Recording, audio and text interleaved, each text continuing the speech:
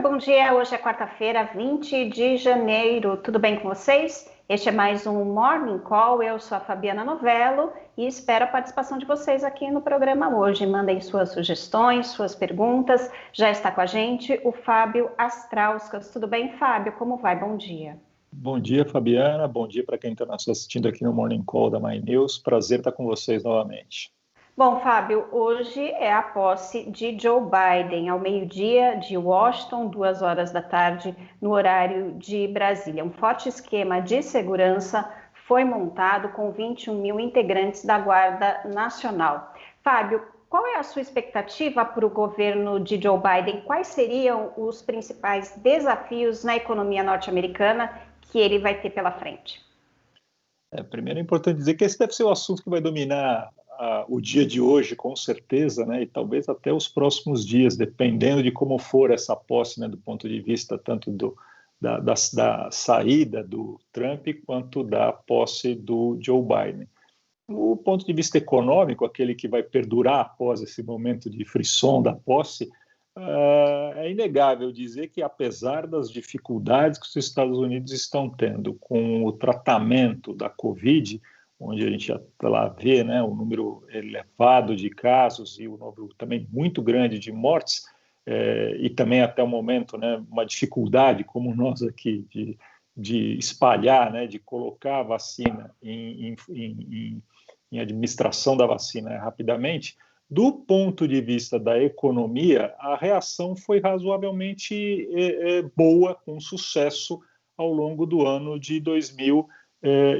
Esse ano de 2021, o que a gente vai ver de imediato, com a entrada do Biden, é uma mudança na condução política, né? Há uma guinada na visão política, na visão diplomática da relação dos Estados Unidos com os demais países, mas do ponto de vista econômico, boa parte das medidas que os Estados Unidos têm tomado, eu acho que permanecerão por mais algum tempo, porque de fato houve uma recuperação de emprego nos Estados Unidos ao longo de 2020 de maneira razoavelmente rápida. Os pacotes de ajuda nos Estados Unidos foram, né, eficazes, resolveram parte do problema.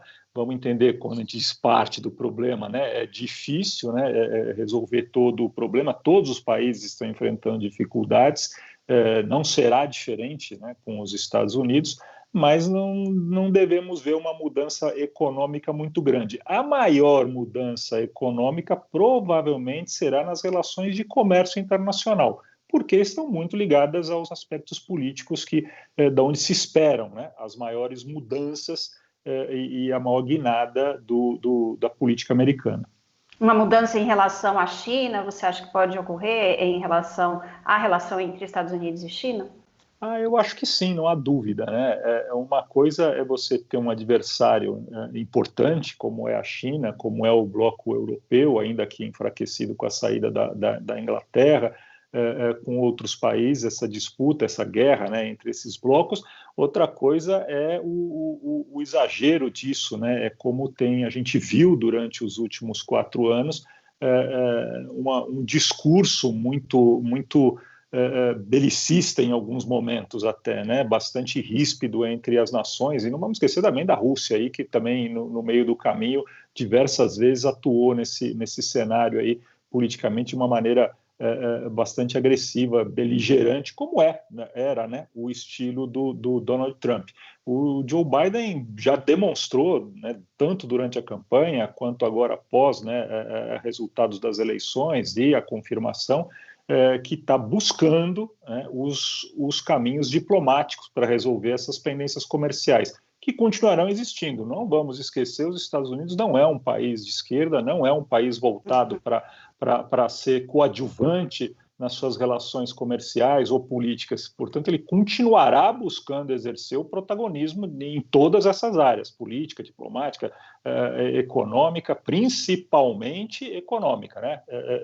Então, mas o discurso será completamente diferente e provavelmente alguns resultados também. Olha, ontem a Janet Yellen, que foi indicada por Joe Biden à Secretaria do Tesouro dos Estados Unidos, ela fez discurso no Senado defendendo o pacote fiscal de quase 2 trilhões, né, 1,9 trilhão de dólares que foi proposto por Joe Biden. Também defendeu o aumento do salário mínimo. Ela diz mais ou menos assim: é essencial pôr o orçamento público em uma trajetória sustentável, mas é preciso oferecer apoio fiscal agora. Responsabilidade fiscal neste momento de crise é oferecer estímulo. Aí ela já deu a condução, Fábio, do que pode ser a política de Joe Biden?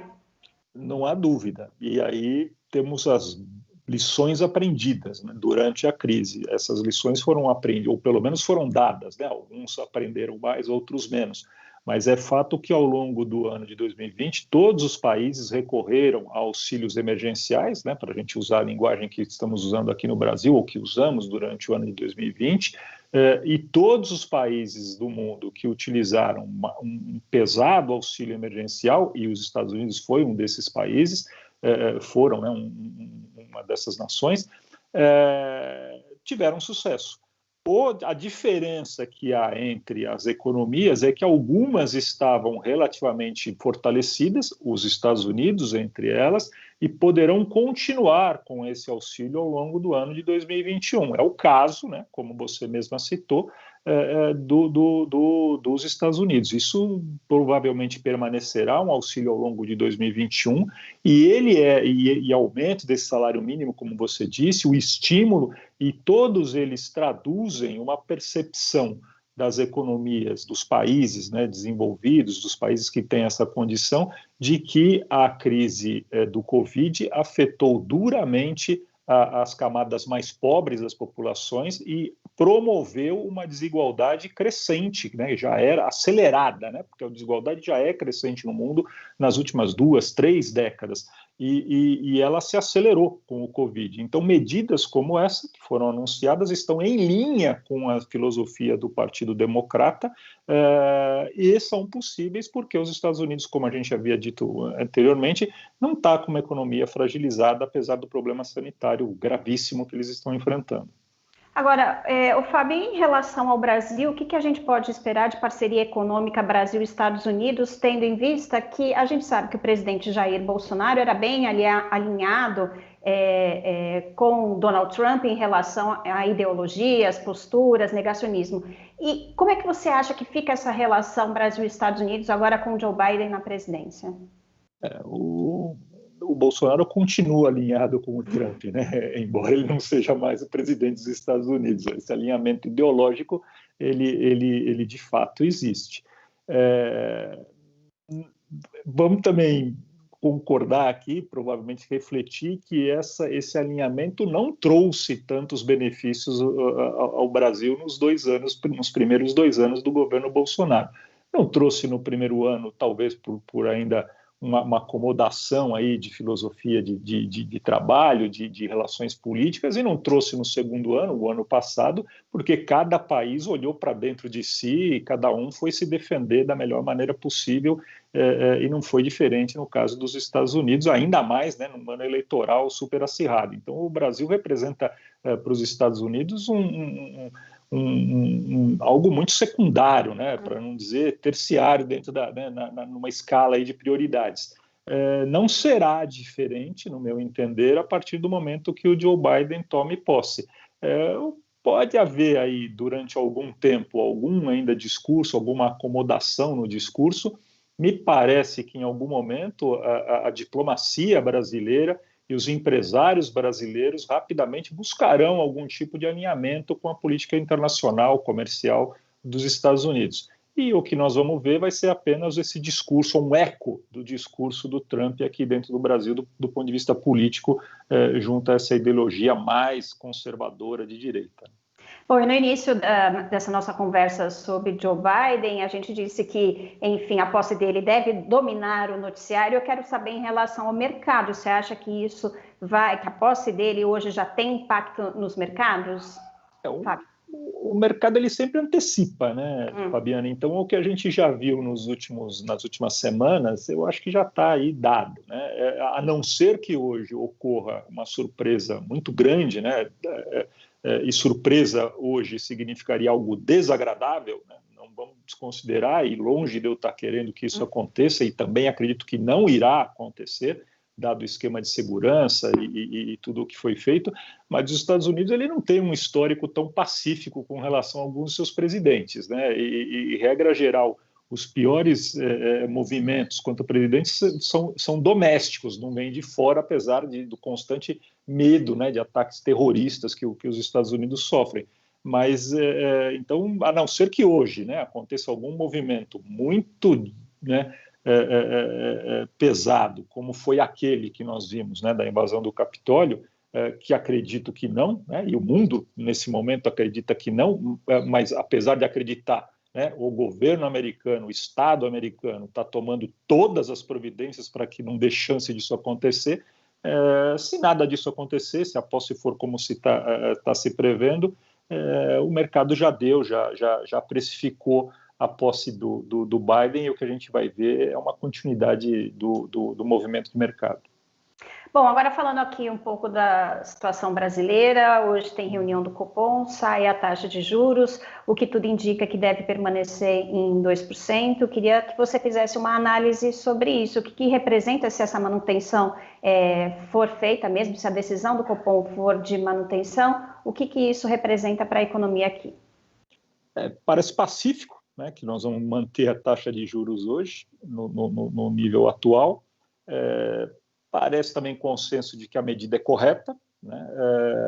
Existe talvez algum tipo de senão ou de ponderação a respeito da inflação, mas até o momento, né, tudo indica que a inflação que tivemos em 2020, né, esse surto inflacionário, não tem força para se manter ao longo do ano de 2021, principalmente do segundo trimestre em diante. Ainda tem alguma coisa, talvez, aí janeiro, fevereiro, mas é difícil que se sustente, de maneira que isso é importante, porque o que a gente tem observado é que o estímulo à economia, uma vez que o governo não tem, neste momento, pelo menos, ainda não conseguiu fontes de recursos para poder ampliar benefícios, algum tipo de estímulo o governo deverá dar. E, regra geral, os estímulos são mais eficazes quando o juros está bem baixo, né? Eles são muito menos eficazes quando os juros crescem. Então, não parece que até a metade do ano nós vamos ter uma mudança na taxa de juros e nessa política do Copom, não, do Banco Central. Bom, antes da gente continuar, deixa eu só falar aqui, o Danilo da Luz diz assim no chat: bom dia, cheguei hoje ao canal, gostei, me inscrevi e fiquei. Bem-vindo então, Danilo, bem-vindo e continue aqui então na programação do My News para você ficar bem informado. A gente tem vários programas aqui ao longo do dia para você conhecer.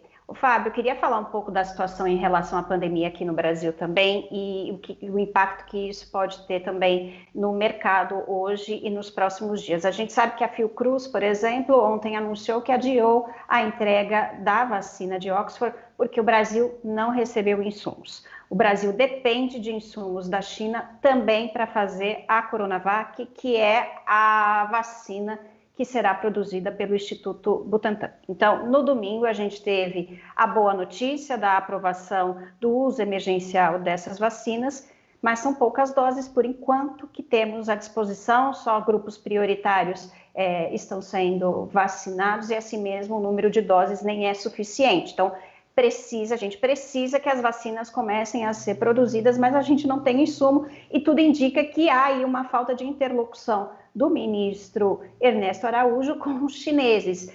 Até quando a gente vai continuar com problemas por causa dessa falta de habilidade do governo Bolsonaro ou até de interesse dessas brigas que o governo cria com a China? E isso tudo, essa pandemia que ainda está forte, e aqui no Brasil a gente ainda enfrenta o aumento do número de casos e número de mortes diariamente. Isso ainda continua influenciando no mercado e eu queria que você falasse um pouquinho também dessa relação Brasil e China. Você citou o fator-chave que está motivando esses problemas todos que você relatou. O fator-chave é a falta de interlocução. Parece pouco, né? Parece assim, poxa, mas comprou a vacina, tem a verba, tem as relações diplomáticas, né? Tem embaixada mas não teve a vontade política, né? Nunca houve a vontade política. Independente da corrente ideológica que cada um de nós tenha, é fato, né? Mesmo aqueles que defendem o governo Bolsonaro reconhecem que há nenhuma vontade política por parte dele, né, e do seu núcleo, né, executivo, aquele que orbita em volta dele nas decisões executivas, de promover algo, né, negociações no sentido de trazer massivamente a vacina para cá, para o Brasil. Por outro lado, a gente enxerga no Brasil uma condição acima da média quando falamos de produção, de condição de administrar essa vacina para uma grande parcela da população em massa. O país tem, já é recorrente, não é necessário a gente ficar repetindo aqui, tradição em campanhas de vacinação, tem laboratórios, tem espaço, tem cientistas, tem fábricas, tem mobilização para isso. As vacinas, regra geral, as duas que podem ser produzidas aqui no Brasil, não são de tecnologia inovadora, como é o caso de outras que estão circulando em outros lugares do mundo. Então, você colocou tudo e, infelizmente, é o que nós constatamos, né? Falta a interlocução, falta uma capacidade de enxergar isso como algo importante para o país e para a economia do país, algo que foi tão defendido, né, como motivação para evitar algumas medidas de distanciamento, ou para não incentivar, né, medidas de distanciamento ao longo de 2020, mas é fato que ou o governo vai mudar essa postura, ou nós vamos continuar com dificuldade, principalmente com esses dois países que são os principais produtores de insumos, né? China e Índia, como você mencionou. É muito estranho, né, que a gente tenha a matéria-prima parada lá no porto de Pequim, né? Quer dizer, está produzida, né? Está paga, está comprada. Por que não veio, né? Não veio porque os bastidores mostram que as relações não estão boas. Já sabemos que não são boas, né? É público e divulgado aí, muito mais por parte do Brasil do que por parte da China, porque a China tem uma política sempre muito fechada, né, de restrição de qualquer tipo de informação, seja boa ou ruim. Então, está conosco, acho que a bola está com a diplomacia brasileira em buscar atenuar, né, essas arestas e trazer esses insumos para a produção nacional. Olha, a Débora Bianco até pergunta se essa desorganização em relação à vacina, isso atrasa ainda mais a recuperação econômica aqui no Brasil?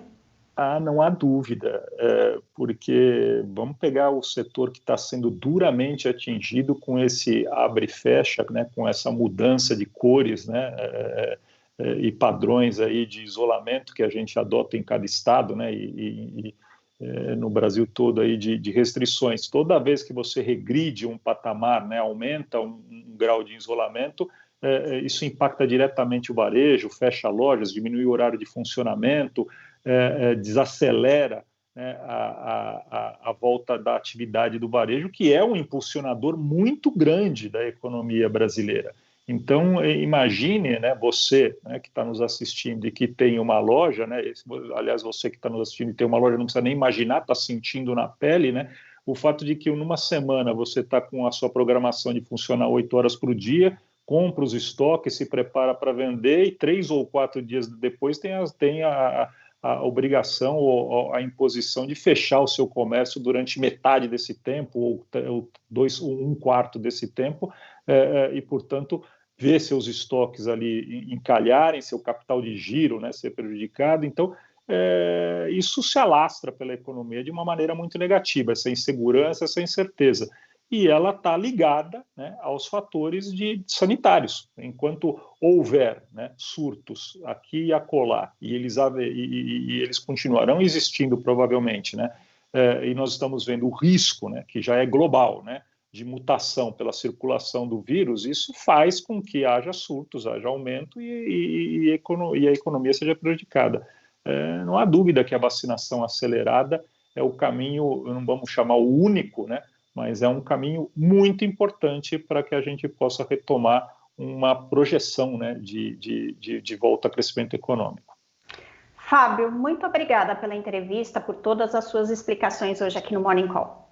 Eu que agradeço a você, Fabiana. Bem-vindo, Danilo, né? Fez uma boa resolução de começo de ano, de se manter mais informado através aqui do canal da My News. Muito obrigado a todos. Feliz ano novo a vocês.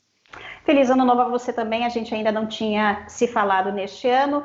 Eu agradeço a participação de vocês aqui no chat. Se você não é inscrito, se inscreva no canal, torne-se membro do My News. Esse foi o Morning Call desta quarta-feira. Siga aqui na programação do My News. Até mais, gente.